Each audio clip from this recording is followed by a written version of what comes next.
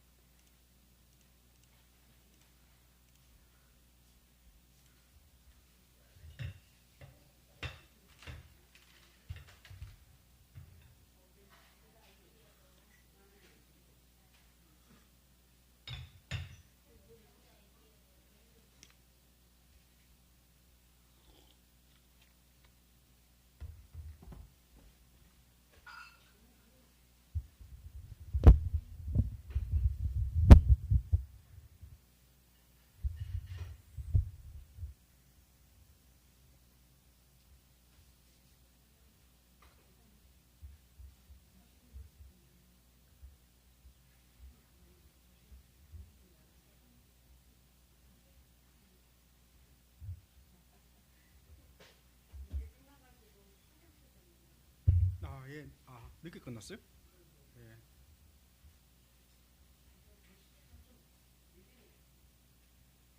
지금 30분이요?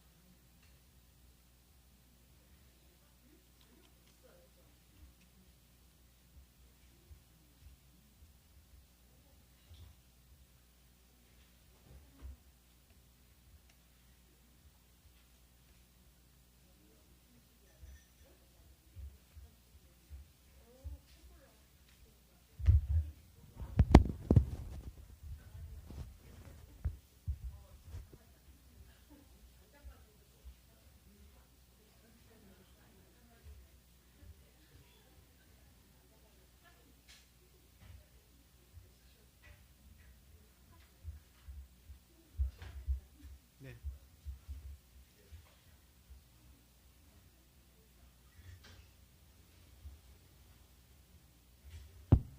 네, 2교시 수업을 시작하겠습니다. 모두 자리에서 일어나 주시기 바랍니다.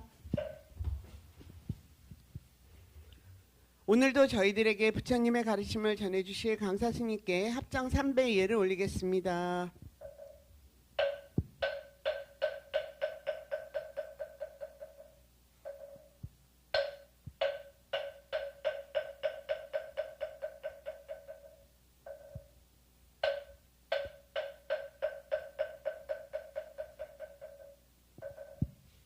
모두 자리에 앉아 주십시오.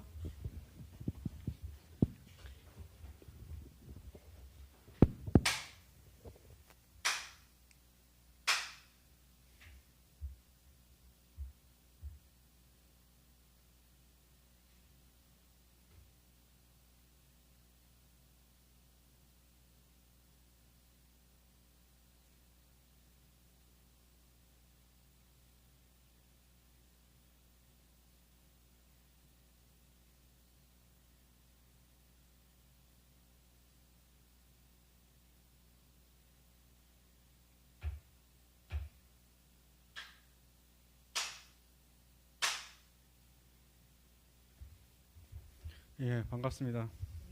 네. 날씨가 조금 시원해졌어요. 요즘 제가 유튜브를 벌꿀 유튜브를 자주 봐요. 벌꿀.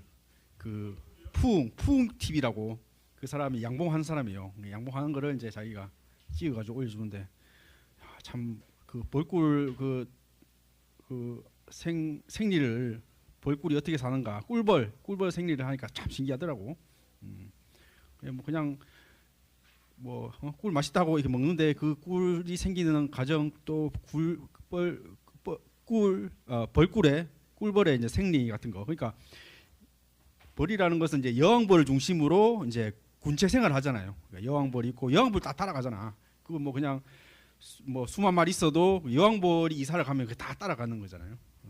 그 여왕벌 안에서도 거기에 또 수펄이 있고 생식 짝짓기라는 수펄이 있고 또 여왕벌 안에서도 여왕을 보좌하는 시녀벌이 있어요. 여왕벌만 따라다니면서 이렇게 먹이하고 이렇게 수발드는 시녀벌이 또 있고 또 뭐 일벌 가서 이렇게 뭐 화분 물고 오고 꽃 이렇게 물고 오고 하는 그런 이제 일벌이 있고 그 안에서 다 인간 사회처럼 다 역할이 있는 거예요. 그러니까 딱 집에서 딱 문지기처럼 경비병하는 딱 역할이 있고 그래서 양봉하는데 보면은 또 그 벌꿀을 잡기 위해서 이제 말벌이 이제 그거를 잡아가지고 또 말벌의 애벌레를 먹이를 주잖아요. 그걸 딱 그걸 해가지고 그래서 양봉업자들이 하는 일이 뭐냐면은 이제 그 말벌이 왔다 갔다 하니까 그런 걸 이렇게 잡아주고 뭐 장수 말벌 같은 경우는 그냥 그 한 마리가 그냥 뭐 수천 마리 뭐 그냥 이렇게 막 물어 죽이고 막 그런 막 끝나니까 그걸 항상 신경 쓰면서 잡아주고 막 그러더라고. 그러니까 벌도 이제 이렇게 세력이 커지면 막 그 안에 더워지고 막 그러면 이제 걔네들이 그냥 분봉이 난다 그래. 그냥 집을 나가버려. 너무 뜨거우니까 우리 그냥 같이 그냥 쪼개서 살자 하면서 이렇게 이사를 해버려. 그 양봉업자가 그런 거 잘 보고 요거 쪼개겠다 하면 미리 이렇게 집을 만들어주고 이제 그런 역할을 또 하고 이제 그런데 그러니까 벌이란 거는 그냥 각각 벌 개체가 우리 눈에 보이고 하지만은 그 벌 개체를 그냥 한 중고에 넣어가지고 저기 하면 뭐 그냥 저 떨어진 데 놔두면은 걔네들이 그냥 못 살아.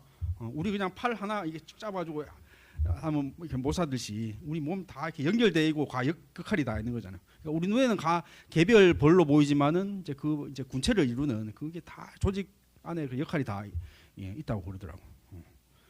뭐 개미 사회도 마찬가지고 뭐 어떻게 보면 뭐 인간 사회도 뭐 그렇게 사회를 이루고 한다는 것들도 뭐 마찬가지인 거고. 그러니까 제가 어제 뭘 하여튼 샐러드 같은 걸 좀 이렇게 상한 걸 먹었나 봐요. 그러니까 막 오늘 아침에 막 설사를 막 하고 그러는데 아닙니까? 나는 뭐 내 몸이 이렇게 있고 내 감정을 느낀다고 하지만은 또 우리 내 몸 안에는 수많은 또 미생물, 장내 미생물하고 사실 공존하는 거거든. 위에도 그렇고 장도 그렇고. 걔네들한테 무슨 나쁜 음식을 먹으면은 걔네들이 이제 막 난리치는 거지 그냥. 그러면서 막 이렇게 내 어떤 감정이나 어떤 그런 정신 상태에 이렇게 직접적으로 영향을 미친 거죠. 장하고 우리 그 감정하고. 그래서 뭐 벌꿀을 보면서 야, 저 벌꿀은 벌 하나하나가 나는 벌이야. 나는 하나의 개체야. 나는 나야 하라고 생각할까? 뭐 벌꿀이 뭐 그렇지 나라고 생각 안 하고 그런 생각을 할 리도 없겠지만은 이제 벌은 그냥 그 여왕벌을 중심으로 한 그 한 개체가 하나의 한 몸인 거죠. 한 몸. 그래서 뭐 나도 어디 보면은 이 한 몸이라고 생각하지만 우리 안에 수많은 어떤 세포들, 미생물들 같이 공존하는 거거든요. 우리 눈에 안 느껴지지 않지만은 사실. 불교에서 내가 없다고 하는 말은 사실 다 이런 거 하고 다 연결돼 가지고 그냥 나라고 생각하는 건 사실 이렇게 뭐 무의식 중에 빙산의 일각에 불과한 거고 그 수많은 미생물과의 어떤 공존 관계 이런 속에서 생존하는 것이. 여왕벌도 세계에서도 저 여왕벌이 뭔가 시원찮다. 뭐 산란도 못 하고 알도 못 낳고 하면은 걔네들 일베들이 그냥 쿠데타를 일으킨대. 그러니까 외방을 쫓아내버리고. 또 여왕벌만 나는 게 아니라 여왕벌이 경쟁하는 어떤 자매들이 같이 나올 거예요. 딸들이. 걔네들이 싸워가지고 말하자면 여왕벌을 걔네들이 싸워가 이긴 사람이 여왕벌 되는 거야. 여왕벌끼리 싸울 때는 일벌이 일체 거기에 싸움에 관여를 안 하는 거야. 그래서 여왕벌 안에서도 어떤 그 암투 결투 끝에 이제 최고의 여왕벌이 되고 또 뭐 어떨 때는 여왕벌이 없을 때는 그냥 일반 벌이 그냥 여왕벌 역할을 하면서 그렇게 여왕벌을 이렇게 하고 또 거기에 반대되는 또 어떤 그 주로 되는 세력에 또 반대되는 걸 하면서 걔네들이 또 막 이렇게 쿠데타를 일으켜 가지고 경쟁 관계를 일으키기도 하고 막 이런 역할을 이렇게 보여주던데 하여튼 그거 보면서 참 뭐 인간 사회 하고 참 이렇게 비슷하게 돌아가고 우리는 뭐 이렇게 인간이 되게 특별한 존재라고 생각하지만은 뭐 넓은 의미에서는 이렇게 참 인간의 삶이나 뭐 벌꿀의 삶이나 뭐 그런 면에서는 뭐 다를 게 없다라는 생각도 들고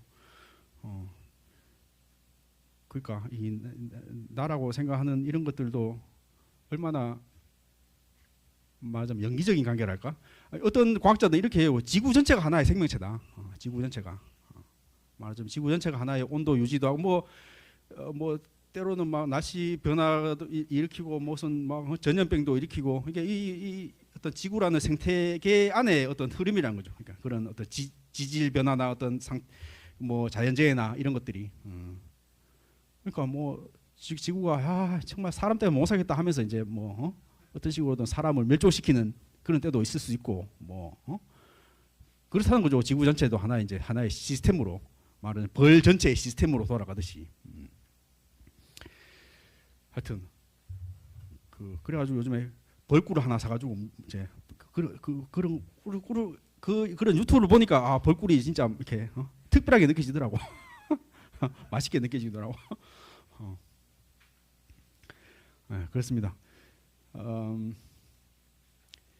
오늘 배울 거는 이제 안부 경전인데요. 뭐 우리 앞선에 배웠던 수다니 빠따나 이제 법구경과 이제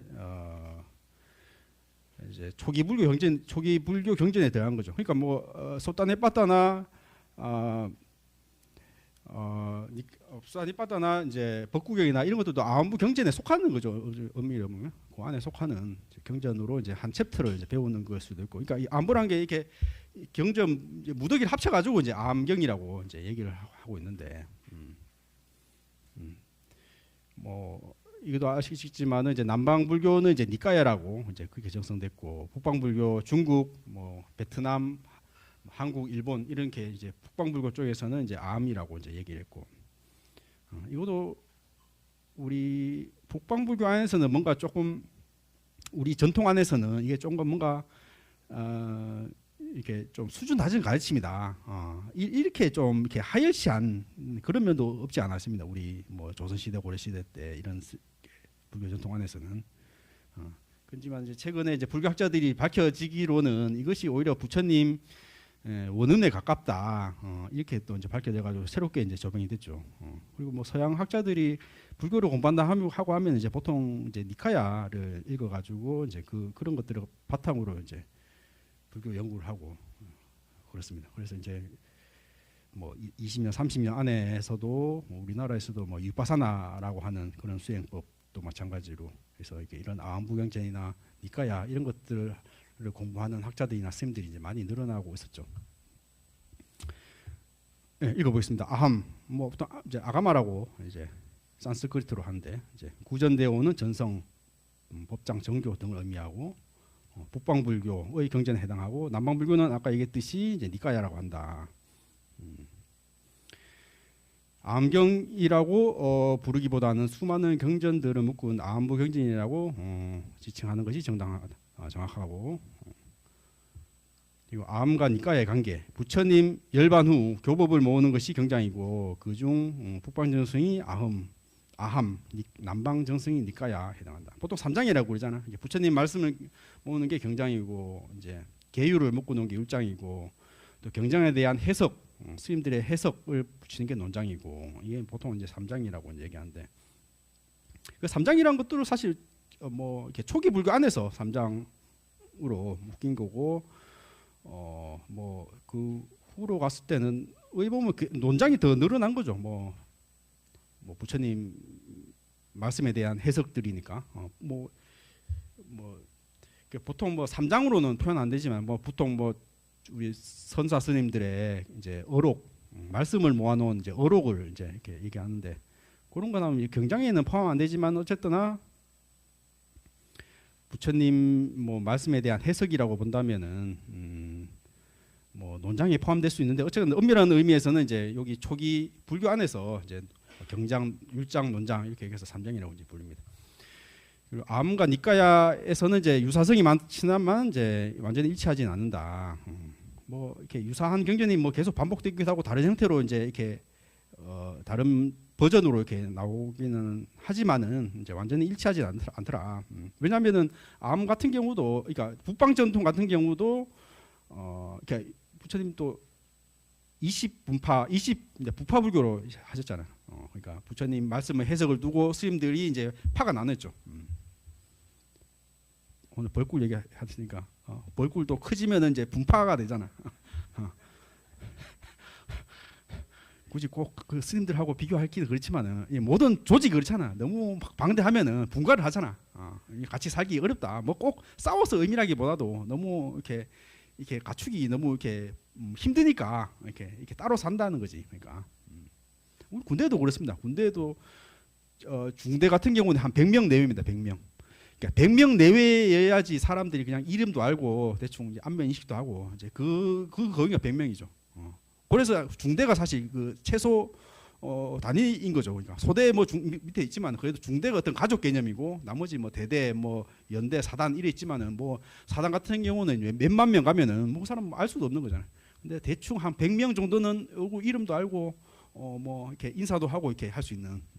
그래서 군대 가면 100명 정도는 다 이름을 암기해야 돼. 처음에 들어가면 딱 매달 군번 그거부터 딱 암기시키고. 그러니까 제가 아직까지 군대 얘기를 하고 좀 웃긴데. 하여튼 남자들이 군대 때 그런 게 축구 얘기도 그렇고 이제 안 할 때가 됐는데 하여튼 이게 자꾸 얘기하면은 그런 얘기가 하여튼 이게 조직 얘기하면서 조직이 이렇게 커지면은 분가를 한다. 벌도 그렇고 우리 스님들도 20개 분파로 이렇게 나눠졌다. 20개 분파마다 각자의 경전이 있었던 거죠. 그러니까 그런 것들이 다 모여가지고 암경을 이루고 있는 것이죠. 그래서 뭐 그 분파마다도 암경의 어떤 그 경집들이 다 다른 거죠, 사실. 그래서 엄밀한 의미에서는 이렇게 니까야 남방불교하는 사람들이 이게 부처님 친설이라고 얘기하는데 사실 그 문자화되고 전승되는 과정에서 이제 많이 첨삭이 되고 편집이 됐다. 그래서 사실 뭐 우리 앞에 배웠던 수다니 빠따 정도 뭐 이렇게 몇몇 경전이 초기 부처님 친설이라고 이렇게 유력시 되지만은 암경에 있던 혹은 니까에 있는 경전들이 부처님 친설이라고 말하기는 어렵다. 다른 뭐 사상들도 이제 많이 포함됐던 거죠. 후대에 이제 편집되면서. 그건 뭐 불교 어떤 경전의 역사 정도, 상식 정도로 이제 알고 계시고요. 그렇습니다. 뭐 내용만 유사하지만은 일치하지 않는다. 부처님의 근본 가르침, 연기서, 사성제, 발정도, 삼법인 뭐 이런 것도 뭐 공통적으로 다루고 있고요. 그리고 암경전과 한역 사부암, 그러니까 암경이 4개의 이제 큰 카테고리로 엮인다는 것이죠. 잡암, 중암, 장암, 증일암. 잡암은 이제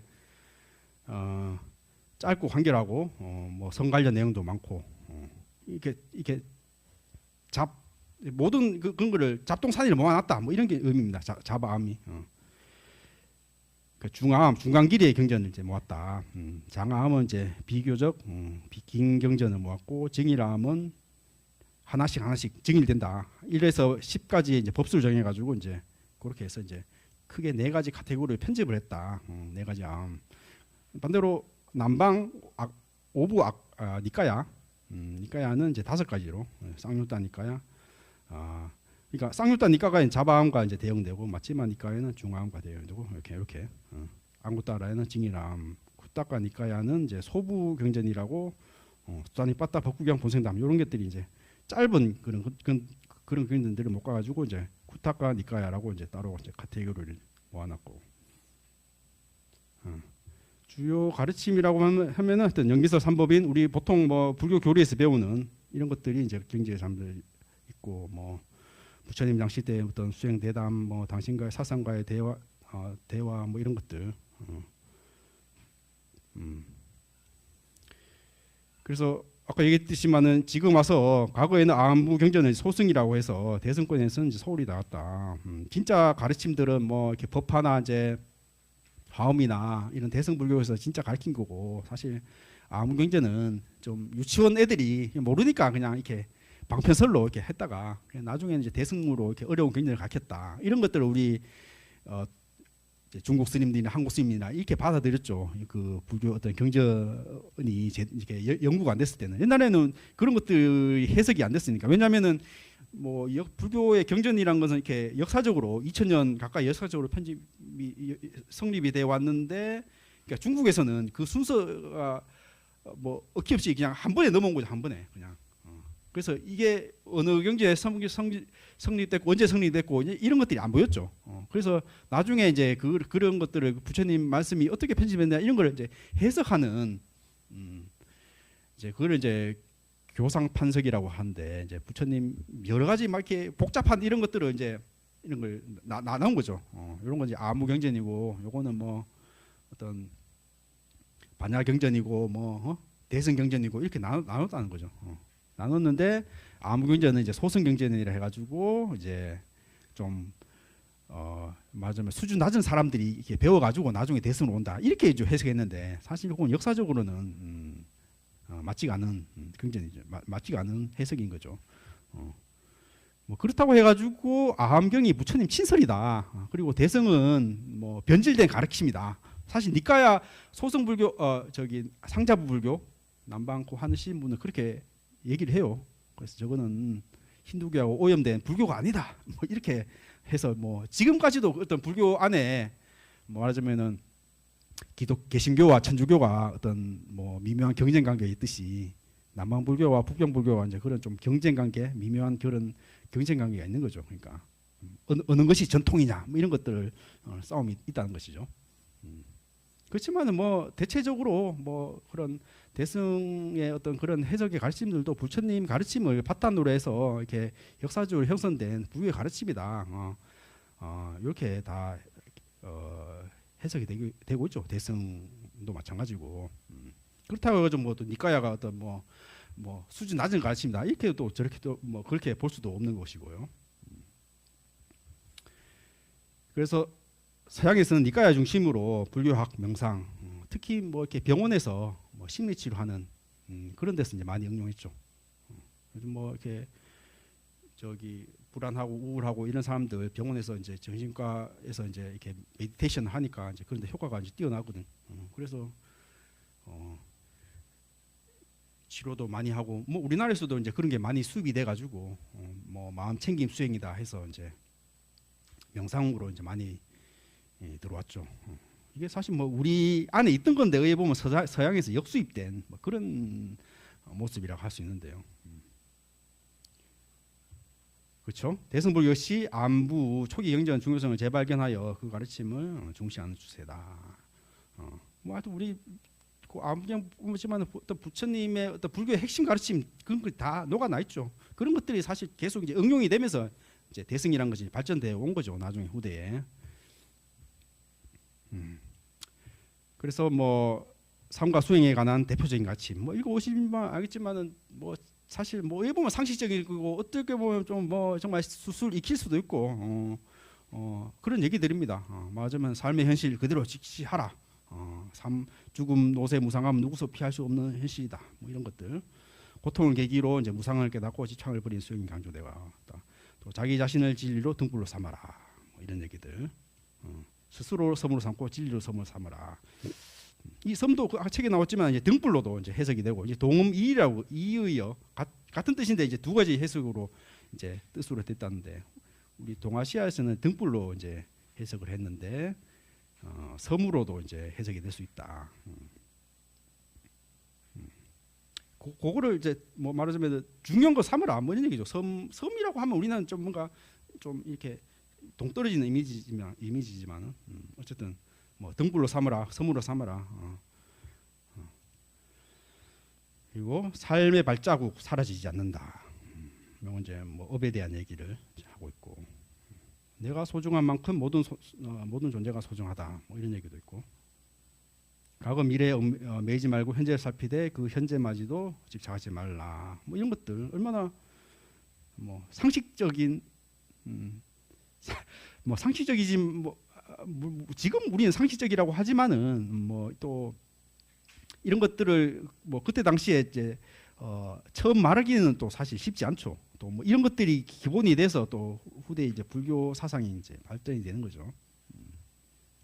그죠? 지나간 과거가 오지 않는 미래에 대해 걱정하거나 집착하지 말고 지금 이 순간 바른 알아차림을 유지하라. 뭐 이런 것들. 뭐 과거시 불가득, 현재시 불가득, 미래시 불가득. 뭐 이런 얘기들도 다 이런 원형들이 다 있다는 것이죠. 그래서 제가 책에 있는 거는 이제 조금 짧게 이렇게 나와 있어가지고 제가 하여튼 암경에 있는 좀 뭐 유명하다고 하는 경전들 제가 좀 이렇게 발췌해 왔어요. 그래서 뭐 중도에서 대한 가르침은 지금 자바안경 12권의 301경인데요. 그러니까 요게 답니다 사실 경전.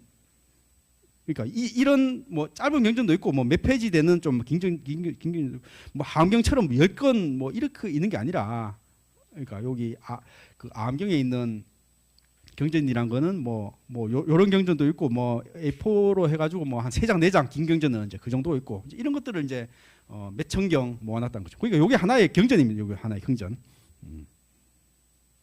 옛날 스님들이 이제 요런 거를 이제 같이 암송을 했다는 거죠. 암송을. 옛날에는 처음에 문자화 하지 않았죠. 문자화 하지. 그러니까 옛날에는 성인의 말씀을 문자화하는 것이 굉장히 어떤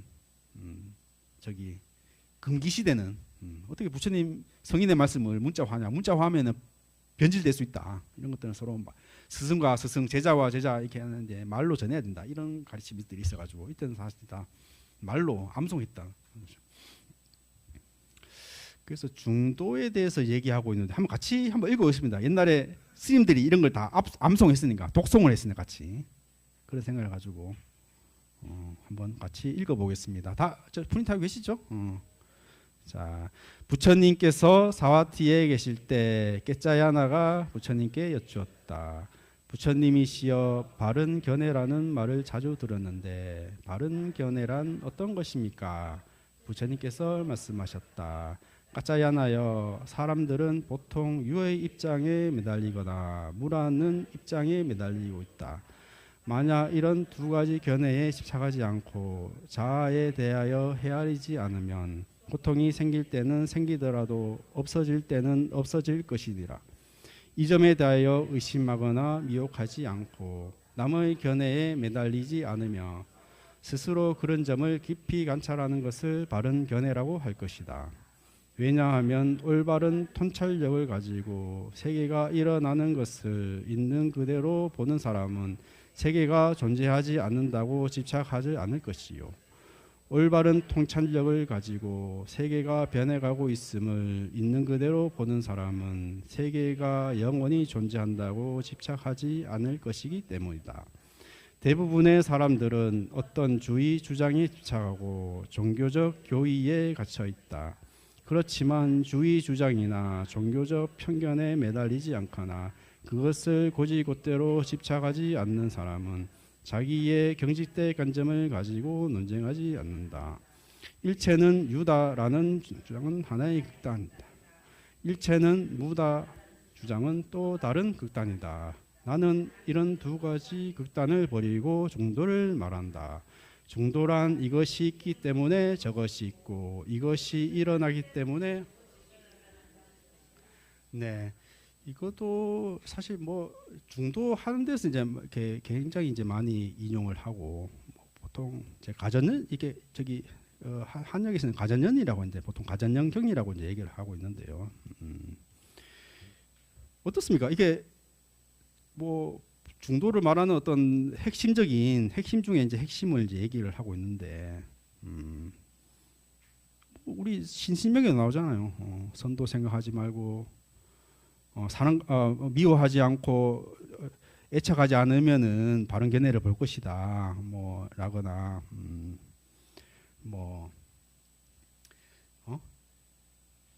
요 밑에도 이제 그러니까 세상은 사람들은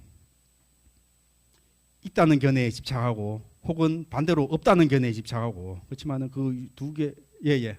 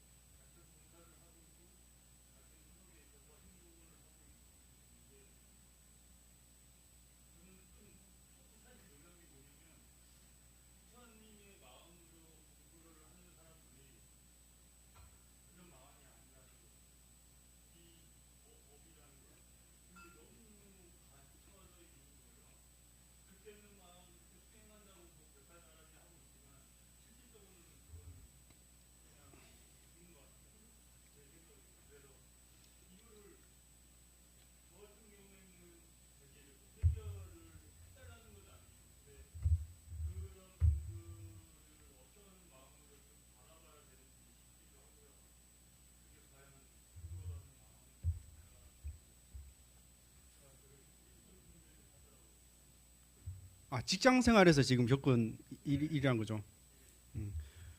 아니 뭐 불교를 믿는다 해가지고 뭐 어, 어, 어. 아니 우리 그 거사님은 왜 불교를 믿는 사람은 화도 안 내야 되고 안 그래서 아니 뭐 예, 예.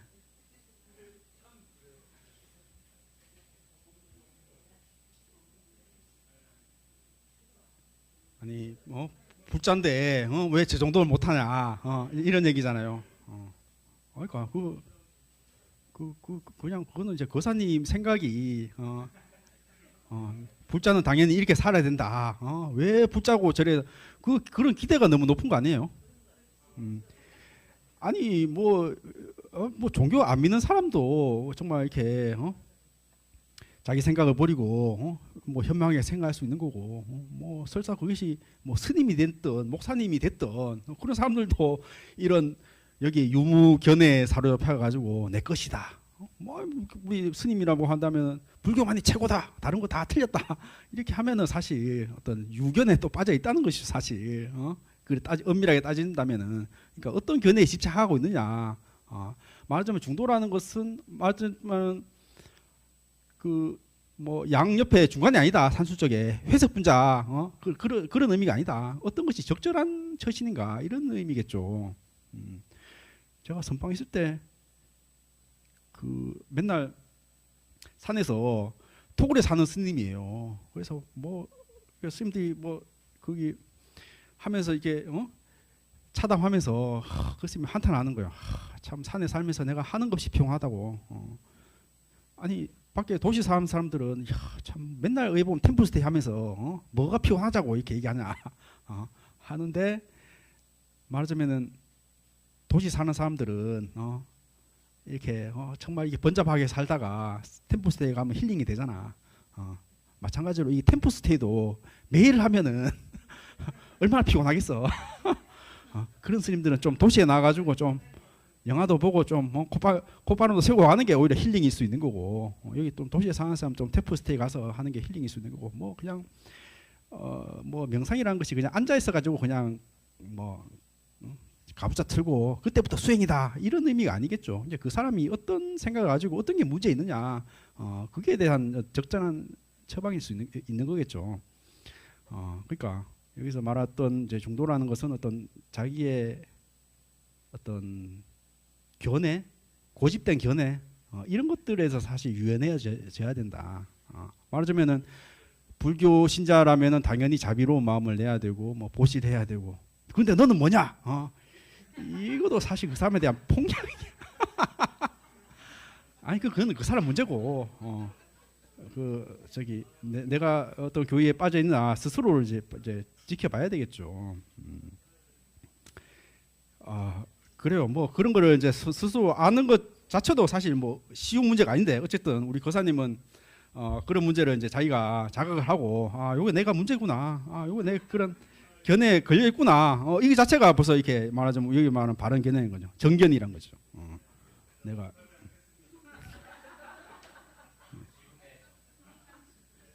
아니 괜히 또 거사님을 궁지를 몰아놓은 것 같아가지고 어쨌거나 저는 이 경전을 보면서 이거는 부처님이 정말 이런 말을 했고 우리는 이런 것들 굉장히 이런 것들을 이 경전을 이렇게 다양하게 해석하고 뭐 불교 경전 뒤에 이제 용수보살도 그렇고 뭐 이런 입장을 바탕으로 이제 사실 자기 교리를 하는데 사실 우리 이거 그냥 문자 그대로 봐야 됩니다. 문자 그대로. 이렇게 참 우리 부처님 그렇잖아요. 고행주의를 하다가 이거 아닌갑다 해서 뭐 말하자면 왕조로 태어나서 어떤 뭐 세속의 어떤 쾌락을 다 느꼈고 또 고행을 매듭해가지고 쾌락과 고행 이게 아니구나. 그렇다 해가지고 쾌락하고 고행하고 그 사이에 살자 이게 아니잖아요. 어떤 고행에 집착하는 것도 아니다. 쾌락에 집착하는 것도 아니다. 이 양변을 여였다. 그렇다고 가운데 중간이 아니다. 그건 뭔데? 그게 이제 바른 견해라는 거죠. 어떤 것이 가장 현명하고 어떤 것이 지혜로운 것인가. 말하자면 산속에 템플스테이 맨날 하는 스님은 좀 도시에 나와야 되고 맨날 바쁘게 사는 사람은 좀 템플스테이 해야 되고 이제 그런 어떤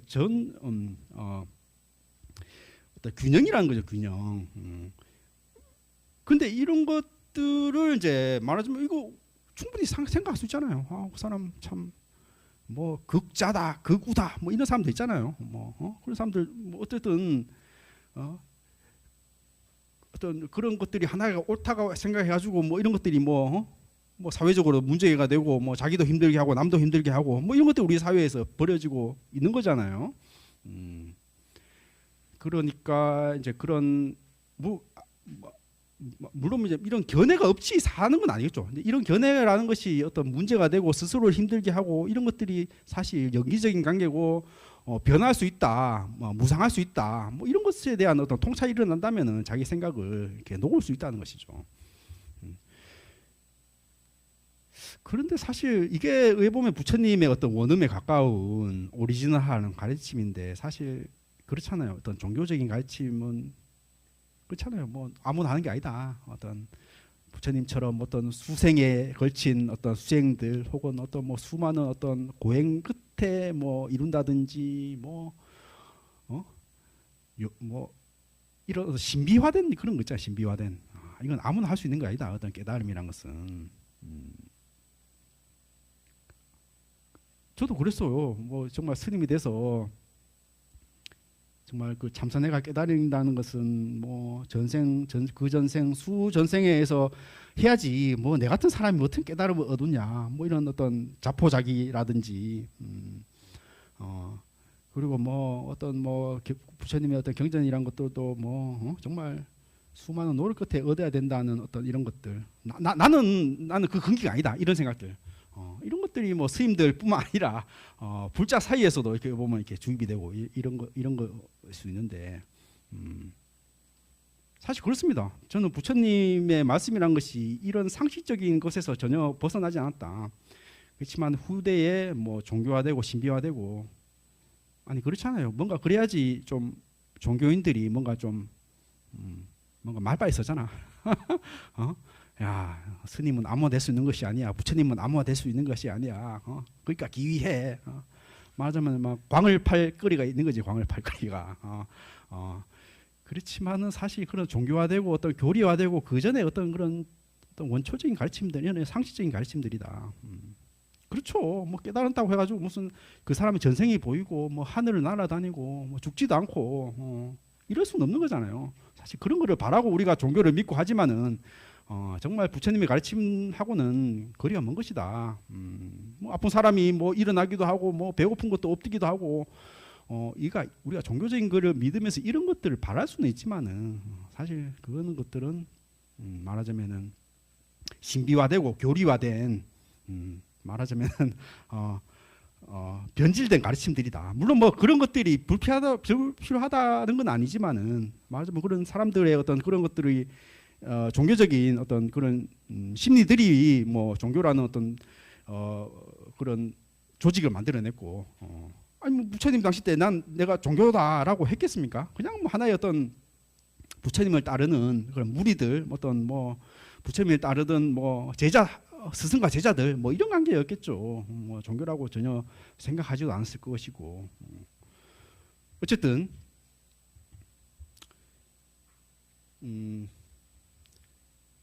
어떤 견해에 집착하지 않는다. 뭐 이런 가르침들이 정말 부처님의 어떤 원음에 가깝고 우리는 이런 것들 이 부처님의 원음에 가깝다 생각해가지고 제가 하여튼 중도에 대해서는 한번 좀 뭐 이번 시간이나 다음 시간에 한번 더 조금 더 자세히 한번 얘기를 하도록 하겠습니다. 그리고 거무고줄 요 경전도 이렇게 많이 이제 이용이 되죠. 같이 한번 읽어보겠습니다. 부처님께서 왕사성 근교의 독수리봉에 계실 때 소나는 왕사성 밖에 시다와나에 머물고 계셨다. 소나는 지나실 정도로 열심히 수행하였으나 욕심의 굴레에 벗어나지 못하자 고민하게 되었다. 그는 부자였으므로 차라리 복복을 벗고 세속으로 돌아가 보시행이나 닦으려 하였다. 부처님께서는 소나의 생각을 아시고 그에게 물으셨다. 너는 출가사문이 된다는 것이 너무 어려운 일이어서 세속으로 돌아가려 하느냐. 그러하나이다. 내가 너에게 물을 것이니 내 생각을 말해보라. 너는 집에 있었을 때 검은 고를 잘 탔느냐. 그러하나이다. 그 소리가 잘 나더냐. 아닙니다, 세존이시여. 그렇다면 금은고 줄을 완전히 늦추어 놓으면 소리가 잘 나더냐. 그렇지 않나이다. 금은고 줄을 너무 제이 늦추지 어떻더냐. 소리를 잘 낼 수 있습니다. 공부하는 것도 그와 같으니 너무 지나쳐도 안 되고 그렇다고 게을러서도 안 되나니 삿된 소견에 떨어지기 때문. 중도를 지키는 것이 으뜸이니 중도를 지켜나가면 머지않아 번뇌를 끊는 사람이 될 수 있느니라. 네, 그렇죠. 검은고 줄 비유. 네.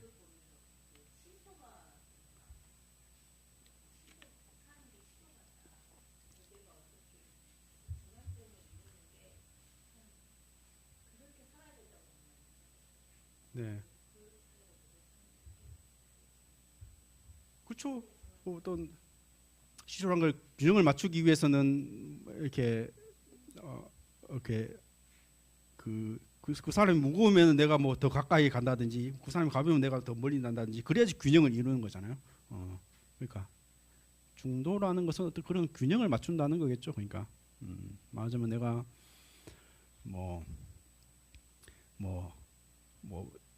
내가 권력에 집착하고 있다, 뭐 돈에 집착하고 있다, 뭐 이런 것들을 알아차리는 거겠죠. 근데 내가 이런 것이 참 과도하다, 이런 것이 내 욕심이다, 뭐 이런 것들을 뭐 버리는 거, 줄이는 거, 뭐 이런 것일 수도 있고요. 뭐 우리 다 각자의 그런 견해들이 있지 않겠습니까? 요즘에 왜 애를 안 낳느냐라고 했을 때 뭐 여러 가지 이유가 있죠. 뭐 강남 집값이 비싸다, 이렇게 이유가 있고 그것만 이유가 아니에요. 왜냐하면은 전세적으로 애를 안 낳으니까. 그러니까 어떤 사람이 이게 우리가 너무 물질주의에 이게 자본주의라는 것이 다 욕망을 자극하는 거잖아. 이거 좋은 거 있어요. 신상품 나왔어요. 사세요. 우리 다 그런 거 노출되어 있는 거잖아요. 광고라는 것들이. 맞아. 그런 것들이 너무 이렇게 우리 욕망을 너무 자극하다 보니까 맞으면 요즘 뭐 네팔에서 폭동이 일어나는 것도 그렇다는 거 아니에요. 그 귀족들 그 자제들이 그냥 호화 생활하는 거를 보여주니까 SNS 때문에 그렇게 다 노출되니까 맞으면 그 일반 평민들이 상대적인 빈곤감을 박탈감을 느끼는 거 아니야. 나는 이러고 사는데 저것들은 뭐냐 하면서 폭동이 일어났다는 거 아니겠어요. 그거 다 우리 사회도 마찬가지고 그거 다 노출돼 있는 거잖아요. 나는 왜 이러고 있냐. 그러니까 사람들이 내가 돈 뭐 열심히 애 낳아봐야 맞으면 이게 자본주의 사회에서 노예밖에 안 된다. 그냥 현실에서 그냥 즐기면서 살자. 이런 다 맞으면 재생 능력을 포기해버린 거죠. 그러니까 내가 노예로 사느니 그냥 현생을 즐기고 살자. 이런 팽배가 하다 보니까 맞으면은 뭐 전 세계적으로 이제 아기를 안 낳는다는 거죠. 그러니까 자본주의를 뭐 이렇게 디자인했던 뭐 사람들이 있었겠죠. 그런 사람들이 모르겠어요. 뭐 이런 것들을 예상했는지는 모르겠지만은 어쨌든 너 욕망들을 스스로 충족하면 우리 모두 다 잘 살 수 있다. 이렇게 생각했겠죠. 그렇지만은 또 누구는 더 자본주의 구조 안에서 부자가 되고 누구는 더 가난해지고 뭐 이런 것들은 뭐 피할 수가 없는 것인데 그러니까 말하자면은 그런 밑에 있는 사람들이 더 열심히 해줘가지고 말하자면 계속 물건 생성해가지고 더 많이 소비를 해줘야 되는데 그 사람들이 그냥 거기에 도취돼가지고 말하자면은 그 자기 생산을 안 한다는 거지. 인구를 안 한다는 거지. 옛날에 그런 금 있잖아요. 그 옛날에 그리스 신화의 미다스 손이라고 만지는 것마다 다 금으로 이제 만지는 변하는 미다스의 손이잖아요. 근데 그 사람이 미다스가 어떻게 죽었어요? 굶어 죽었어요. 모든 것을 한꺼번에 하지만은 황금을 어떻게 먹을 수 있어? 결국은 모든 걸 한꺼번에 버렸지만은 굶어 죽었지 않습니까? 그러니까 자본주의라는 것이 생산하고 더 잘 수 있어, 더 살 수 있어 욕망을 자극하지만은 사실 이런 것들이 사실 말하자면 우리가 인구가 더 안 나오면서 자본주의가 말하자면 붕괴되는 뭐 이런 것들이 이제 지금 걱정되는 거 아니에요. 지금 인구가 없어, 젊은 사람들이 없어가지고 막 경제 성장이 떨어진다. 뭐 이런 게 지금 곧 이제 사회 문제가 이제 벌어진다는 거 아니겠어요? 욕망 얘기하면서 지금 이래 얘기했는데 어쨌거나 우리 자본주의 안에서도 뭐 불교가 이렇게 어떤 해결점이나 뭐 그런 것들 제시한다면은 이거 또 욕망의 문제라는 것을 너무 자극이 되고 끝까지 추구하다 보면은 이게 도저히 지속될 수 없는 시스템이다. 뭐 이런 생각이 들고 그렇습니다. 어쨌든 요즘에 스님들이 나는 절로 하면서 이렇게 중매 프로그램이 나오죠. 불교심에 많이 나오죠. 재밌어요. 아니 난 그거 보면서 굳이 스님들이 저런 걸 해야 되나 나는. 아니 그래 따지면 스님들이 제일 보면은 저출산의 원흉 아니겠어요? 아니 스님들 적어도 장가 가면서 누구 왜 장가 보내라고 하고 그걸 뭐 절에서 중매 맺고 굳이 뭐 그 절에 재밌어요. 뭐 요즘 인기가 좋다고 그러대요. 인기가 저기 어디 하기사에서 하고 저기 연화사 그 주지 스님이 이렇게 하시더라고요. 이 스님이 그렇습니다. 두 번째 화살 이것도 뭐 여러분들 많이 들어보셨겠죠. 네, 한번 같이 읽어보겠습니다. 부처님께서 왕사성 중림정사에 계실 때 말씀하셨다. 어리석은 범부들은 사마를 대하면 좋다거나 나쁘다는 생각을 일으킨다. 마찬가지로 지혜로운 사람일지라도 사물을 대하면 즐거움과 괴로움을 그렇다면 어리석은 사람과 지혜로운 사람의 차이는 무엇이겠는가? 세종께서는 법의 근본이시고 법의 눈이시며 법의 의지처이십니다. 저희들을 위해 설명해 주시옵소서. 어리석은 사람들은 사람을 좋다거나 나쁘다고 느끼고 그것에 매달려 원망하기도 하고 애착하기도 한다. 마치 두 개의 화살을 맞으면 더욱 괴롭듯이 몸의 느낌과 마음의 느낌을 가지고 마음의 뿌리를 내린다. 그러나 지혜로운 사람은 몸이 사물에 대하여 고락을 느끼더라도 그것에 매달리거나 집착하지 않으며 마음으로도 매달리고 집착하지 않는다. 그들은 다만 사실들을 있는 그대로 인식할 뿐이다. 비유하면 두 개의 독한 화살이 날아와도 두 번째의 화살을 맞지 않는 것과 같느니라. 지혜로운 이는 육신의 느낌을 갖더라도 마음의 집착을 일으키지 않는다. 부처님께서 개성으로 말씀하셨다. 지혜로운 사람이라도 고락을 못 느끼는 것은 아니다. 오히려 저 우둔한 범부들보다 사실은 더 잘 깨달아 아느니라.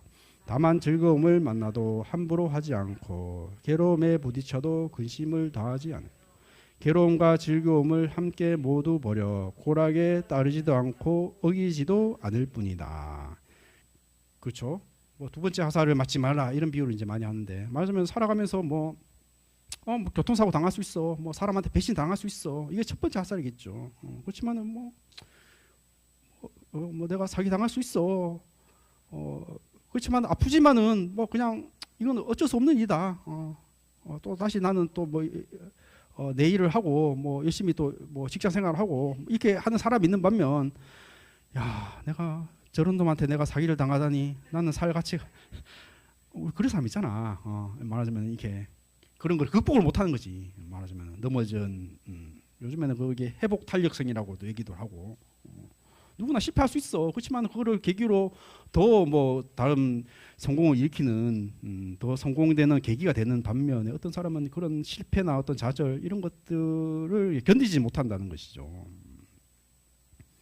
이런 것들이 사실 두 번째 화살에 맞지 마라는 얘기일 수 있는데요. 그렇죠. 뭐 누구나 늙고 죽으면 피할 수 없다. 그렇지만 이런 것들을 인정하지 못해가지고 뭐 어떤 뭐 영혼이 더 살려고 한다든지 뭐 필요 없는 욕망을 한다는 거죠. 필요 없는 욕망을 해가지고 나를 더 괴롭게 하고 사람들을 더 괴롭게 하는 이런 것들이잖아요. 그렇죠. 바른 견해라는 것은 어쨌거나 세상이란 것은 항상 하지 않고 변하는 것이고 그게 실체 없다라는 것들에 대한 어떤 인식 그런 견해들로 인해 가지고 부처님도 뭐 설사하고 아프고 병들으셨다. 그렇지만 그런 것들이 하나의 어떤 뭐 자연의 흐름일 수 있고 뭐 어떤 법의 당연한 흐름으로 받아들이고 이런 것들을 이렇게 받아들였다는 것이죠. 그러니까 그런 것들을 부인 예.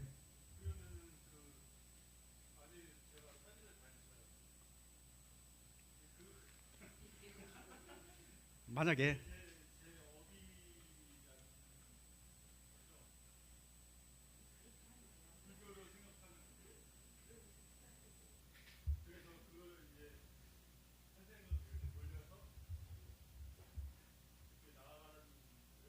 이걸 잘 해석해야 되는데요. 그 제가 아는 스님이 49세 때 그러니까 젊은 자녀 20대 자녀를 잃은 어머니가 이제 49세 지나왔어요. 위로한답시고 당신 자녀는 전생에 죄를 많이 지었는데 그 교통사고 나가지고 그 가부를 이제 받는 거라고 이제 위로랍시고 그런 말을 했어요. 참 철이 없다. 그 어머니 심정이 어떻겠어요. 글쎄 뭐 불교에서 그렇게 뭐 쉽게 해석할 수도 있어요. 뭐 내가 전생에 업의 가부를 받았다. 뭐 이렇게 업으로 이제 해석할 수 있는데 저는 뭐 그런 것들을 바른 해석이라고 생각하지 않아요. 말하자면은 업이라는 것은 말하자면은 내 습관인 거죠. 말하자면은 뭐 내가 어릴 때부터 무시를 당하고 어머니한테 무시를 당하고 뭐 어떤 트라우마로 무시를 당했다. 그래서 항상 사람 뭐 단체에 가서도 뭐 나한테 인사를 안 하면 저 사람이 나를 무시하나? 왜 나한테 이런 대우를 하냐? 이런 사람 있잖아. 항상 무시했다, 소외받았다 이렇게 하는 사람들. 이거 그냥 자기의 습관 아니에요? 자기의 만든 생각 아니에요? 남이 생각하면 전혀 너를 무시하지 않았고 네 스스로 네 감옥에 만든 것이다. 이런 거잖아요. 그런 견해를 스스로 봐야 되는 것이죠. 그런 것이 하나의 업인 거죠. 하나의 견해인 거고 고정된 견해인 것이고 이런 것들이 사실 업을 극복하는 것이죠. 업을 녹이는 거죠, 사실. 전생의 업 그게 있는지 없는지 모르겠어요. 제가 스님으로서 이런 말을 해서 참 조심스러운데 뭐 전생의 업 때문에 내가 뭐 교통사고 가보 받았다. 뭐 우리가 불자로서 이렇게 생각할 필요는 없다. 내가 살면서 오는 어떤 그런 스스로 만든 감옥들, 생각의 감옥들. 왜 나는 항상 어디 가면 무시당했다고 느낄까? 나는 어디 가서 왜 내가 뭐 대빵이 돼야 된다고 생각하고 스스로를 그럴까? 아니면은 내가 뭐 명품을 차고 자야지 내 가치를 높인다라는 생각을 가지고 있을까? 그리고 내 생각의 감옥에 빠져 있지 않은가? 이런 거에 대한 생각인 거죠.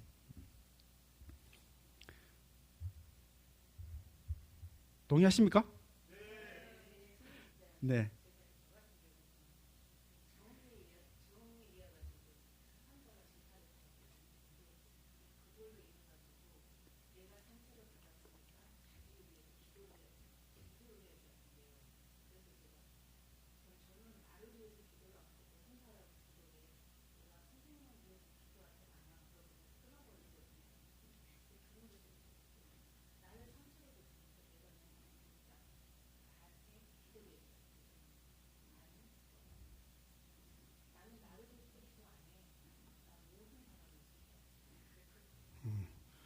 아니 그러니까 우리 불교에서 이렇게 모든 사람이 행복하기를 바란하다, 뭐 세계 평화를 위해 바란합니다 이런 것들을 하잖아요. 사실 그런 걸 하면서 사실 어떤 나의 생각들이 바뀌는 것이죠.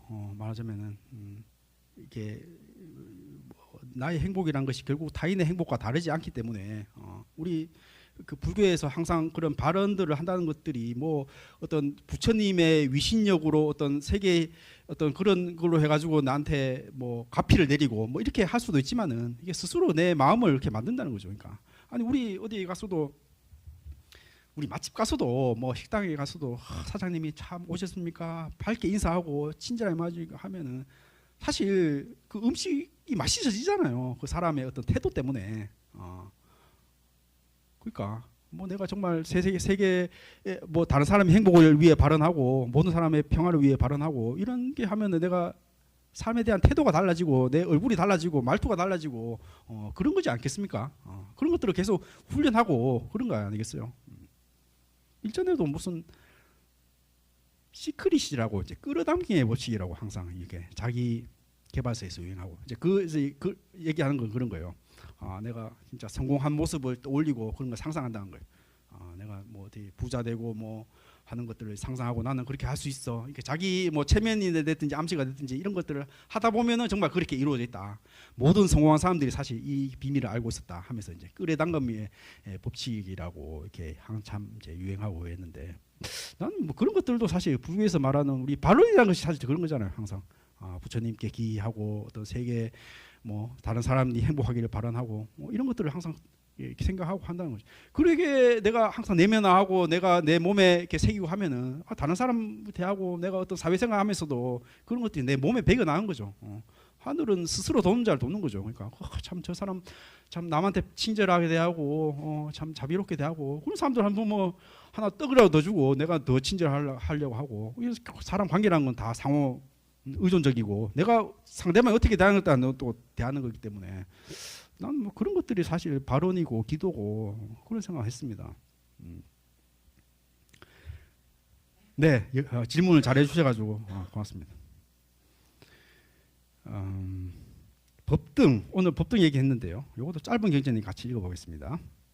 부처님께서 마가다국의 마툴라 근처에 님사강 건너에 계실 때였다. 부처님께서는 비구들에게 말씀하셨다. 모든 비구들이여 스스로 법등에 불을 켜고 하기 기이하라. 다른 등에 불을 켜지 말고 다른 법에 기이하지. 만일 스스로 법등에 불을 켜고 스스로 자기에게 기이하여 다른 등에 불을 켜지 않고 다른 법에 기이하지 않으면 진리를 배움에 큰 이익이 있고 한량없는 보통 우리 자등명, 법등명 이렇게 얘기하는 스스로 법에 기이하라, 자기에 기이하라. 뭐 요게 이제 뭐 어떤 그 빨리에서는 이제 섬으로도 해석하는데 어쨌든 우리 스님들은 이제 법등을 하는 것이 뭔가 좀 더 이렇게 분별이 더 맞는 것 같아요. 어떤 자등명, 법등명 이렇게 장암경에 이제 나오고 있고요. 뗏목의 비유도 우리 사실 금강경에도 뗏목의 비유죠. 뭐 법을 얻었으면은 그 법도 버려라 이런 얘기 있잖아요. 이런 것들도 사실 여기도 이제 원형이 나오는데요. 이것도 한번 같이 읽어보겠습니다. 부처님께서 기원정사에 계실 때 아리따 비유에 말씀하셨다. 비구들아 내가 지금 뗏목의 비유를 들어 법을 명심하여 잘 듣도록 하라. 세존이시여 명심하여 듣겠나이다. 어떤 사람이 큰 물결이 넘실대는 것을 보면서 뚝길을 따라 걷는데 이쪽 뚝은 금방이라도 무너질 것 같아 위험하였지만 강 저쪽의 뚝은 튼튼하여 안전해 보였다. 그런데 이쪽에서 저쪽으로 건너갈 배도 없고 다리도 없다고 하자. 그 사람은 풀과 나뭇가지 등을 모아 뗏목을 엮는다면 그것을 이용하여 충분히 물을 건널 수 있을 것이라고 생각할 것이다. 그리고 실제로 뗏목을 만들어 거센 물을 건넜다면 그가 거센 물길을 건너는데 뗏목이 유행했다고 해서 물을 건너간 뒤에 그 뗏목을 어깨에 메거나 머리에 아닙니다. 세존이시여. 뗏목이 물을 건널 때 아무리 유행했더라도 일단 물을 건너고 나면 뗏목을 버리고 갈 뗏목이라 물을 건널 때는 반드시 필요하지만 물을 건너고 나서는 필요가 없기 때문에 내가 가르친 법도 뗏목과 같아서 강을 건넌 필요한 것이지 강을 건너고 나면 필요한 것이 아니다. 그대들이 지금 내가 말한 뗏목의 비유를 충분히 이해한다면 나의 가르침도 마음을 정화하고 버려야 하겠는. 다른 법은 더 말할 것이 있겠는가? 그렇죠. 뭐 건강경에서도 이제 뗏목 비유도 하고 이런 것들이 사실 뗏목 비유는 사실 불교뿐만 아니라 다른 그리스 철학에서도 이런 비슷한 비유들이 나오고 그런 게 많이 이렇게 뭐 삶의 격언처럼 이렇게 인용이 되고 있는데요. 그렇죠. 아무리 부처님 뭐 약이 뭐 내가 소화가 안 될 때는 뭐 소화제를 먹고 뭐 몸이 나았지만은 몸이 나은 데는 굳이 뭐 소화제를 또 먹으면은 오히려 뭐 위장을 더 나쁘게 한다. 약도 필요할 때 먹는 것이지 그걸 필요해가지고 필요 없을 때도 그걸 잡고 있으면은 그것이 더 큰 병이 된다.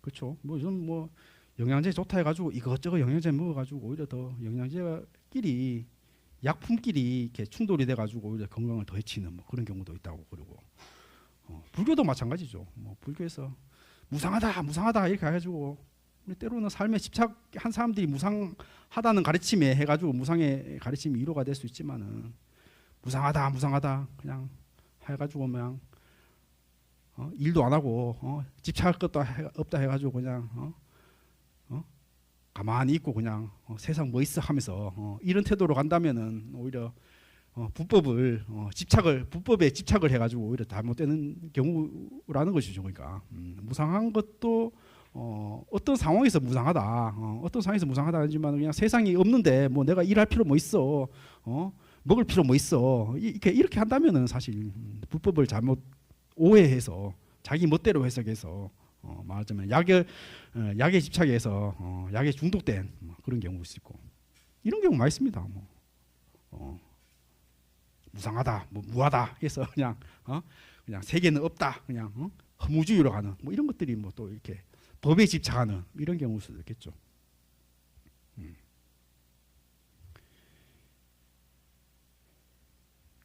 네 가지 마음 챙김의 확립 이런 것들도 사실 뭐 윗바사나 수행의 이제 원형이 되는 그런 것들인데요. 이것 한번 읽어보겠습니다. 이와 같이 나는 들었다. 어느새 부처님은 외살리의 안팎숲에 계셨다. 부처님은 제자들에게 이렇게 가르치셨다. 여기에 유일한 길이 있다. 그 유일한 길은 사람들을 청정한 삶의 길로 인도하고 슬픔과 한탄을 이겨내게 하고 괴로움과 불쾌함을 없애며 바른 길을 얻게 하며 열반에 이르게 합니다. 마음 챙김의 확립이다. 무엇이 내신가? 수행자는 세상에 대한 열정적으로 선명한 알아차림과 마음 챙김을 가지고 몸에 대하여 몸을 있는 그대로 관찰하고 느낌에 대하여 느낌을 있는 그대로 관찰하고 마음에 대하여 마음을 있는 그대로 관찰하고 담마에 대하여 담마를 있는 그대로 관찰하면서 머문다. 이것이 유일한 길로서 그 유일한 길은 사람들을 청정한 삶의 길로 인도하고 슬픔과 한탄을 이겨내고 괴로움과 불쾌함을 바른 길을 얻게 하며 열반에 이르게 한다. 이것이 곧 네 가지 마음 챙김의 확립이다. 그러면 어떻게 하는 것이 선명한 알아차림인가? 앞으로 갈 때에도 돌아설 때에도 앞을 볼 때에도 옆을 볼 때에도 팔다리를 굽힐 때에도 펼 때에도 가사를 읽거나 들고 갈 때에도 바루를 메고 갈 때에도 음식을 먹고 마시고 씻고 맛볼 때에도 대변과 소변을 볼 때에도 걷고 서고 앉고 잠들 때에도 잠 깰 때에도 말할 때 그리고 침묵할 때에도 선명한 알아차림을 가지고 행동한다. 이와 같이 선명한 알아차림과 마음 챙김에 머물러야 한다. 네.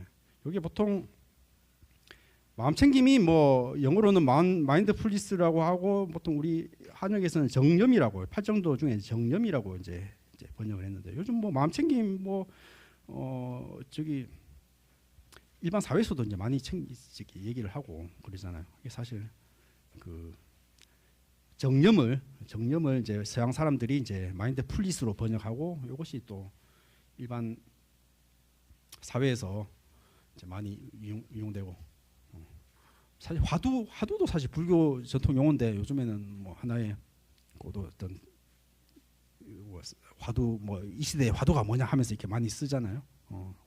요즘에 마음 챙김도 이제 불교 용어인데 많이 쓰는데 이거 뭐 우리 보통 신수신법이라고 얘기하는데 뭐 그 몸과 몸 느낌, 마음, 담마라는 게 법이라는 것은 뭐 이렇게 일체 이루어진 세계들 이걸 이렇게 법으로 이제 나눴죠. 그러니까 법으로 나눈 이런 네 가지를 이제 관찰하라고 이제 신수신법 네 가지를 이제 관찰하고 얘기했는데 보통 뭐 호흡을 이제 관찰하죠. 호흡을 몸을 관찰한다는 건 몸을 관찰한다는 거죠. 그러니까 뭐 들이쉬고 내쉬고 뭐 이런 것들을 관찰하고 내가 이렇게 느낌이란 것은 이렇게 좋은 느낌 하면서 이렇게 요 느낌을 관찰하고 이렇다는 거죠. 이런 느낌을 관찰하는 것이 이제 이런 걸 이제 이렇게 위파사나 이제 수행이라고 했고 요거를 이제 서양 사람들이 이제 마음 챙김이라고 얘기했고 그러니까 이게 마음 챙김 왜 해야 됩니까? 이렇게 묻는다면은 말하자면 우리는 항상 지금 현재에 있지 못하고 항상 우리는 과거 혹은 미래 생각이 왔다 갔다 한다는 말이죠. 그러니까 왔다 갔다. 맞아. 원숭이처럼 그냥 가만히 있지 못한다는 거죠. 근데 우리 지금 있는 감각에 한번 집중해 보자. 볼륨을 높여 보자. 하면은 선풍 뭐 에어컨 소리도 들리고 저기 뭐 귀뚜라미 소리도 들리고 이 현재 집중하다 보면 이 다른 것들이 들리기 시작한다는 거죠. 그러니까 우리 괴롭다는 건 뭡니까? 우리가 생각의 견해에 사로잡힌다는 건 뭡니까? 사실 옛날에 어떤 기억들 이런 것들이 사실 사로잡고 있는 거잖아. 옛날에 어떤 사기를 당했어, 나를 배신한 놈, 뭐 이런 거 생각하면서 막 하고, 아니면 내가 미래에 뭐 하지, 막 이런 거 고민하고, 그냥 뭐 넘어졌으면은 빨리 툭툭 털고 일어나가지고 그냥 가면 되는데 넘어졌는 누가 넘어뜨렸지, 왜 쐈지, 말하자면 두 번째 학살 가지고 그걸 따지고 있는 듯이 지금 우리 느끼고 있는 이 현재에 집중하고 이 현재를 살아가면 되는데 우리는 뭐 과거 미래에 그냥 마음을 왔다 갔다 하면서 거기에 빠져가지고 현재를 못 살게 한다. 현재를 못 산다는 것은 결국 우리 생각의 감옥에 사로잡혀 있다는 거예요. 사로잡혀 있다. 그것이 업이라고 할 수 있고 불교에서 생각의 감옥에 갇혀 있다는 것이고 그렇죠. 뭐 그거는 우리 개인뿐만 아니라 우리 사회가 뭐 같이 빠지고 있는 그런 생각도 많이 있잖아요. 사회 시대적으로 뭐 공산당은 뭐 공산당을 무찌르자 뭐 이런 것들이 뭐 어떤 사회에서 하나의 뭐 슬로건이 됐고 또 뭐 어떨 때는 뭐 요즘에는 남녀 갈등 뭐 이런 걸로 뭐 또 사회 문제가 되고 또 요즘에는 뭐 네팔에 이런 것처럼 또 빈부 갈등 뭐 이런 것 때문에 또 사회 문제가 되고 또 뭐 이런 것들이 이제 그런 사람들이 다 견해에 사로잡혀 가지고 막 이런 괴로움을 일으킨다는 거죠. 이런 것들을 이제 재료로 봐야 된다. 그런 것들이 사실 마음챙김 수행이다. 마음챙김 수행이라는 것은 지금 현재 내 주의를 기르는 거다. 현재 있는 주의에. 왜냐하면 사람들은 현재를 살지 못하기 때문에 이런 것들이 뭐 우리 뭐 한국 불교 안에서는 뭐 연불로 또 하기도 하고 화두라는 것도 마찬가지. 화두도 지금 화두라는 어떤 그 강력한 어떤 의문을 가지고 그냥 거기에 집중한다는 거죠. 그런 집중. 그 집중하면 다른 잔념들 다른 그런 어떤 잡소리들은 그냥 이렇게 다 거기에 다 눌러지는 거죠. 그런 고민들이 눌러지는 거죠.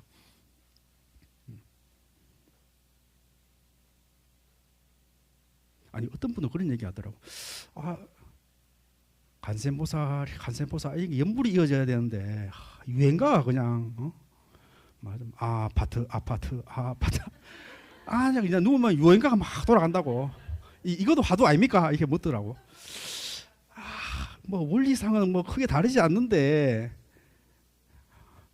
그렇잖아. 우리 유행가 하나 꽂히면은 그 노래가 자꾸 돌아간다고. 야 이거 내 연불로 일심이 됐다고 얘기하는데 그거하고 불교하고 어떻게 똑같겠어요. 말하자면 이런 것들은 감각적 욕망인 거죠. 그러니까 음악의 어떤 이렇게 멜로디라는 것 이런 것들은 사실 사람들을 이렇게 그런 게 중독이 되게 한다는 거죠.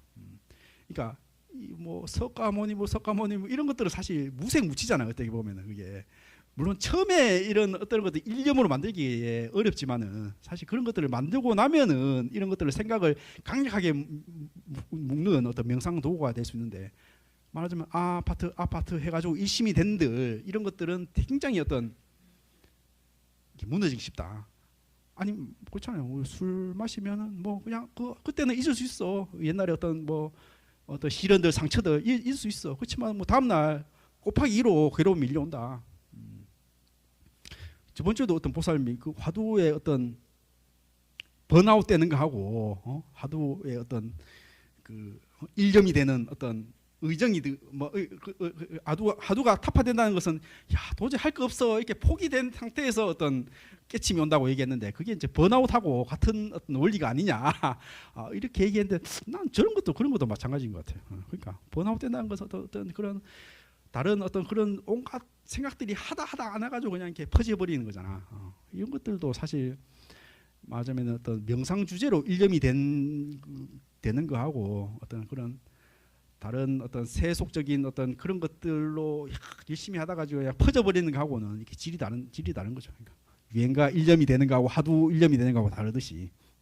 그러니까 이 마음챙기라는 것들도 사실 감각적 욕망하고 그러니까 보통 오개라고 한대. 그런 감각적인 욕망들, 어떤 질투, 뭐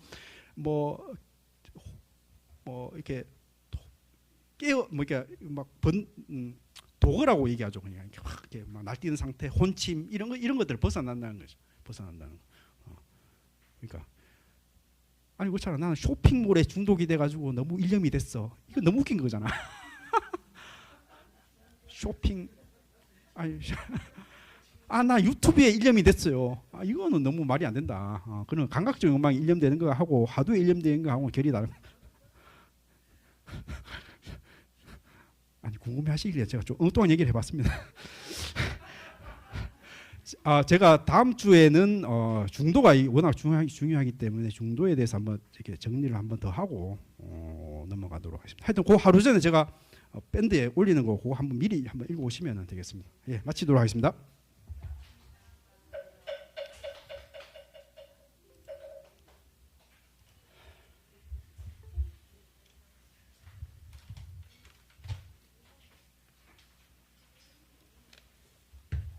네, 강의해 주신 우리 스님께 다시 한번 큰 박수 부탁드리겠습니다. 감사합니다.